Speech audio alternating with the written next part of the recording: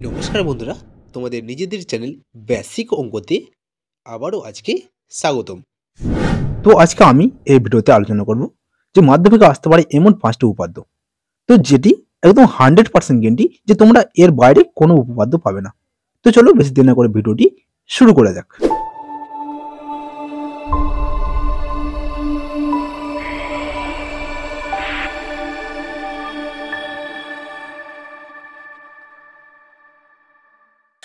তো সর্বপ্রথম উপপাদ্যটি হচ্ছে উপপাদ্য নম্বর 33।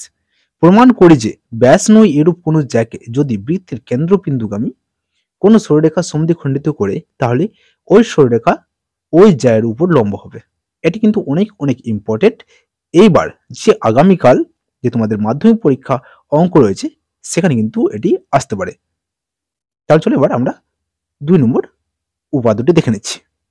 তো 2 নম্বর উপপাদ্যটি হচ্ছে তোমাদের উপপাদ্য নম্বর 50, পিথাগোরাসের উপপাদ্যের বিপরীত উপপাদ্য। এটা কিন্তু অনেক অনেক ইম্পর্টেন্ট। তাহলে চলো আমি পড়ে নিচ্ছি। যে কোনো ত্রিভুজের একটি বাহুর উপর অঙ্কিত বর্গক্ষেত্রের ক্ষেত্রফল অপর দুই বাহুর উপর অঙ্কিত বর্গক্ষেত্রের ক্ষেত্রফল দ্বয়ের সমষ্টির সমান হলে প্রথম বাহু বিপরীত কোণটি সমকোণ হবে। এবার আমরা 3 নম্বর উপপাদ্যটি দেখে নিচ্ছি।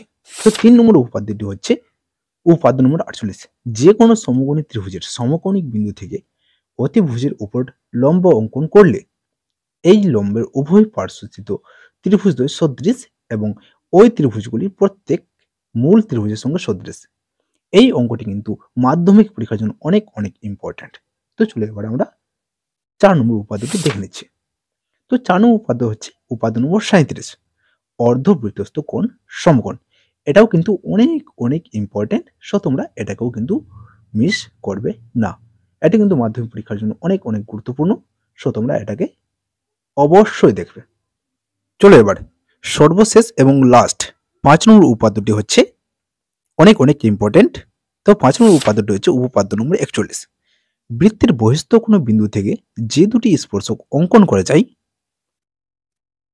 তাদের স্পর্শ বিন্দু দুটির সঙ্গে বহিস্থ বিন্দুর সংযোজক সরলরেখাংশ দুটি দৈর্ঘ্য সমান এবং তারা কেন্দ্রে সমান কোণ উৎপন্ন করে।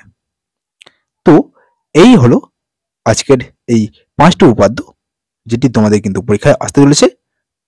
তো চলো দেখা হচ্ছে পরের অন্য কোনো ভিডিও। ততক্ষণের জন্য সকলে ভালো থেকো, সুস্থ থেকো এবং নিজেদের খেয়াল রেখো। ধন্যবাদ।